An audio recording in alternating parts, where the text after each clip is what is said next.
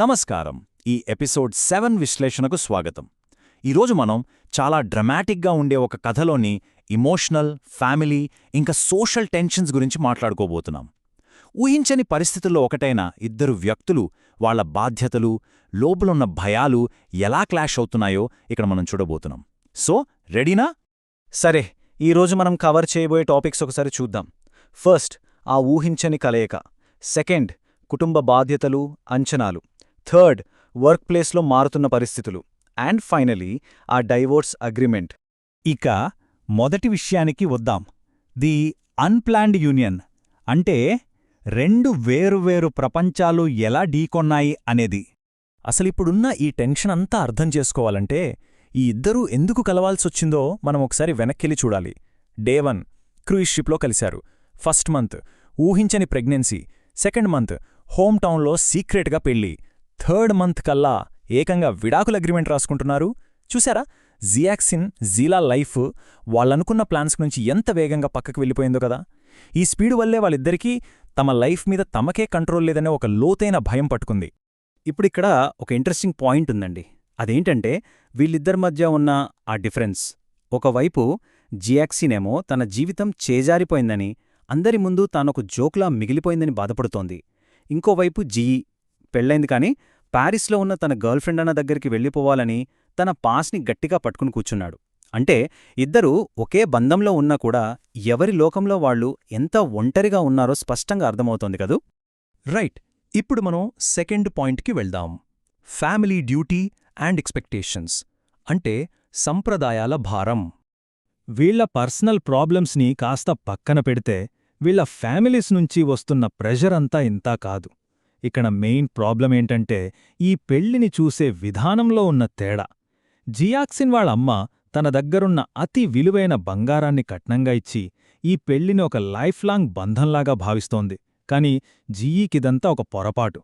ఈ పెళ్లిని ఎలాగైనా క్యాన్సిల్ చేసుకోవాలని ఒక టెంపరరీ కాంట్రాక్ట్ లాగానే చూస్తున్నాడు. ఒక తల్లి ప్రేమలోని ఎమోషనల్ బరువుకి, జీఈ యొక్క కోల్డ్ క్యాలిక్యులేషన్స్కి మధ్య జరుగుతున్న ఈ ఫైట్ ఈ కథకే హైలైట్ అని చెప్పాలి. నేను జియాక్సిన్ను నా సొంత మనవరాలిలా చూసుకుంటాను. ఆమెకు ఎలాంటి అన్యాయం జరగనివ్వను. ఈ మాటలు వాళ్ల నానమ్మ జెంజు అన్నవి. వాళ్లకి ఆ పెళ్లి ఒక నాటకం లాంటిదే కావచ్చు.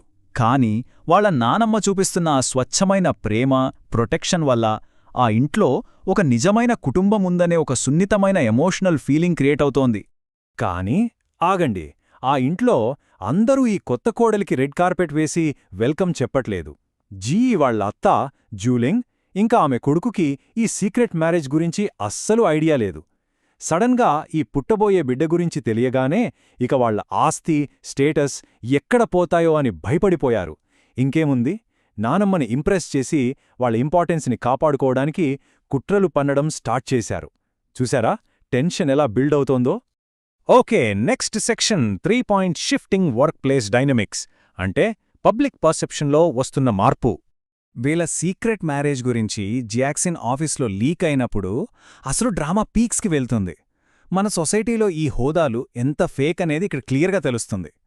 నిన్నటిదాకా ఆఫీస్లో అందరికీ ఫ్రీగా కాఫీలు తెచ్చిపెడుతూ ఎవరూ పట్టించుకోని పనులమ్మాయి స్థాయిలో ఉన్న జియాక్సిన్ సడన్గా బాస్ వాంగ్జీ భార్య అని తెలియగానే ఏకంగా స్పెషల్ అసిస్టెంట్ అయిపోయింది. తోటి ఎంప్లాయీస్ కూడా ఆమెకే కాఫీలు తెచ్చి ఇవ్వడం మొదలుపెట్టారు. పవర్కి దగ్గరగా ఉంటే మనుషుల వాల్యూ ఇట్టే మారిపోతుందన్నమాట. 1000. అవునండి, ఆఫీస్లో ఒక ఎంప్లాయీ సడన్గా జియాక్సిన్కు పెళ్లి కానుకగా ఇస్తానన్న రెడ్ ఎన్వెలప్లోని అమౌంట్ ఇది.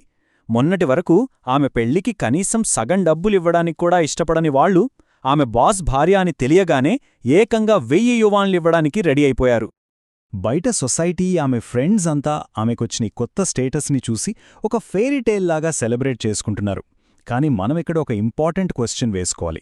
బయట ప్రపంచంలో హోదా పెరిగినంత మాత్రాన లోపల ఆమె పడుతున్న ఆ నరకం, ఆ ఎమోషనల్ పెయిన్ ఏమైనా మారిపోతుందా? ఇక లాస్ట్ సెక్షన్కొచ్చేశాం. The divorce agreement. ట్రాన్సాక్షన్కి, ఎఫెక్షన్కి మధ్య ఉన్న అసలైన పోరాటం. ఆఫీస్లో ఎంత గౌరవం పెరిగినా, బయట ఎంత సేఫ్టీ ఉన్నా వీళ్ల మ్యారేజ్ కాంట్రాక్ట్లోని చేదు నిజం ముందు అవన్నీ బద్దలైపోయాయి. ఒక తల్లిని తన బిడ్డ నుంచి దూరం చెయ్యాలనే ఒక కఠోరమైన వాస్తవాన్ని జీఈ తన డబ్బుతో ఎలా శాంతింపజేయాలని చూస్తున్నాడో ఇక్కడ అర్థమవుతుంది. మంచి ఇల్లు, జాబ్, అలిమోని ఇవన్నీ ఎరగా చూపి బిడ్డను తను తీసుకుని జియాక్సిన్ను సైలెంట్గా వెళ్ళిపోమంటున్నాడు. ఇది వినడానికే చాలా క్రూరంగా ఉన్నా జీకి మాత్రం ఇదొక ప్రాక్టికల్ సొల్యూషన్. నాకు నీ డబ్బు వద్దు, ఎందుకంటే నేను నా బిడ్డను అమ్ముకోవడం లేదు. జియాక్సిన్ చెప్పిన ఈ మాటలు అబ్బా నిజంగా ఎమోషనల్ కదూ. ఈ మొత్తం ఎనాలిసిస్కి ఇదే హైలైట్. అప్పటివరకు సైలెంట్గా అన్నిటినీ భరించిన ఒక అమ్మాయి తన మాతృత్వాన్ని ఒక వస్తువులా బేరం పెట్టడానికి ఒప్పుకోలేదు. అక్కడ ఆమెకు తన సొంత వాల్యూ ఏంటో తెలిసిపోయింది. ఇక్కడే మనకు అర్థమయ్యే పదం ఆత్మగౌరవం. జీ ఇచ్చిన ఆ ఫైనాన్షియల్ ఆఫర్ని రిజెక్ట్ చేసి జియాక్సిన్ తన ఆత్మగౌరవాన్ని కాపాడుకుంది. నిన్నటిదాకా పరిస్థితుల చేతుల్లో ఒక కీలుబొమ్మలా ఉన్న ఆ అమ్మాయి ఆ కాంట్రాక్ట్ను వద్దనుకుని తన లైఫ్కి తానే కంట్రోలర్ అయిపోయింది. జియాక్సిన్ క్యారెక్టర్లో వచ్చిన ఆ అత్యున్నతమైన మార్పు ఇదేనండి. అందరికీ తలొగ్గే ఒక సామాన్యమైన అమ్మాయి ఇప్పుడు ఎవరికంటే కూడా ఎక్కువగా కష్టపడి తన కాళ్లమీద తాను నిలబడి ఒక గౌరవప్రదమైన స్థితిలో తన బిడ్డను తిరిగి చూస్తానని శపథం చేసింది. ఈ మార్పు చూస్తుంటే ఒక స్ట్రాంగ్, ఇండిపెండెంట్ మదర్ మనకు కనిపిస్తుంది. సో ఫైనల్గా ఈ ఎపిసోడ్ మనల్ని ఒక పెద్ద ఆలోచనలో పడేస్తుంది. ఒకవైపు బాధ్యత, ఇంకోవైపు మన తలరాత. ఈ రెండూ ఎదురుపడినప్పుడు మనసును కాపాడుకోడానికి మనం చెల్లించాల్సిన అసలు మూల్యమేంటి? కేవలం ఒక అగ్రిమెంట్ మీద బతుకుతున్న ఈ బంధం ఎప్పటికైనా నిజమైన ప్రేమగా మారుతుందా, లేక ఒక ట్రాన్సాక్షన్లాగానే మిగిలిపోతుందా? మీరేం అనుకుంటున్నారు?